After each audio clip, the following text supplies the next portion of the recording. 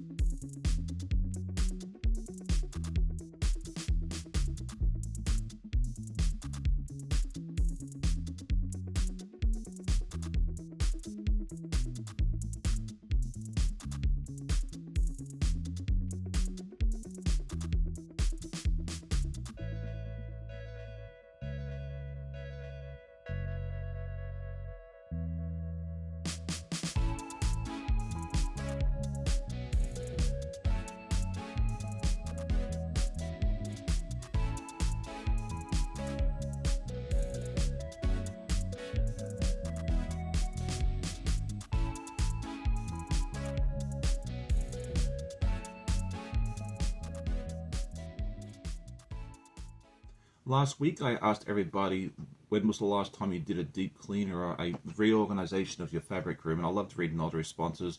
Seems like most of you do it on a fairly regular basis, so I really need to start taking notes from you all, because it had been like 3 years since I did a good deep clean and reorganization of my space. So thank you for that. This week I thought it'd be fun to ask you, how often do you go to the fabric store? I was just thinking about this the other day, and I've realized I don't go a whole lot. I maybe go a handful of times a year, mostly for background fabric, because usually for everything else I'm able to dig out from stash, especially since I don't need a whole lot of each fabric. So yeah, let me know in the comments how often do you go? Do you go monthly, weekly, as needed, or do you do all your shopping online? I'd love to hear your answers in the comments. So what are my goals for this week? Well, I'd wanted to get some more quilting done on the scrappy triangles because the deadline for this is coming up quicker than I expected, and also the buffalo plaid, which is for our exchange student, who's also arriving fairly soon. So that's my goals for this week, and also a little bit more piecing and that sort of thing there. What are your goals for this week? Next up is our news and events, and I had one video come out this week, which was my live yesterday with my good friend Kathy from Yoga and Quilts. We had a good time hanging out yesterday. The viewers really enjoyed it, so if you missed that replay, go check it out. It's a lot of fun. And then this coming week, I will have another live at 8 AM on Saturday morning, as usual. The guest is TBA because I kind of forgot to schedule someone. So, but I'll get someone lined up pretty quickly. So definitely come join us for that. It's always a lot of fun.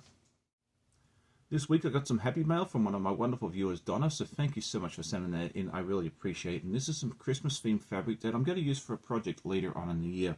This is the background fabric that we're going to use. I think this is really fun with the cardinals and the deer and the holly and everything else. This is a wonderful fabric. And then we also got some other Christmas themed prints that are going to look really fun in this project that we're going to do later on in the year. So we got that one now. I love these little trucks and vans. More Christmas holly, and then this one has different prints on it. I just love this one here. This one here is probably one of my favorites. Is it upside down? Yes, it is, Sean. You silly boy.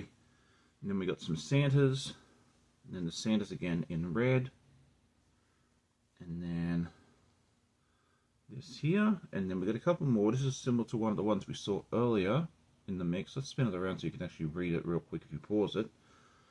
And then that one there, and then this is the final one here as well. So yeah, later on in the year, closer to Christmas, you'll get to see what this is all about. I'm really looking forward to doing this project. So thank you once again, Donna, for sending this across. I really appreciate it. And so finally, I'm excited to share with you a completed project. Last week, you may have seen me do a free motion quilt practice on a 10 by 10 or 9 by 9 square. And I was going to do something with it. And so what I decided to do with it was make a bowl cozy. So this is how it looks all together. You can see inside where it has been free motion quilted, and it gives it a nice effect here as well. So this is how it turned out. Unfortunately, I made this a little smaller than I expected. I kind of sewed on the cut line instead of the sew line. But, you know, makes it a little bit smaller. But this will be better for a smaller, taller bowl. It'll still come in very handy. But I'm really happy with this. And this is a great way to do free motion practice. Get your 9.5 or 10 by 10 square, do your free motion quilting, and then turn it into a bowl cozy, because you can always use more of those things, right? Especially as right now you can use it for ice cream, and as time gets colder, you can use it for stews and soups and all that sort of things there as well.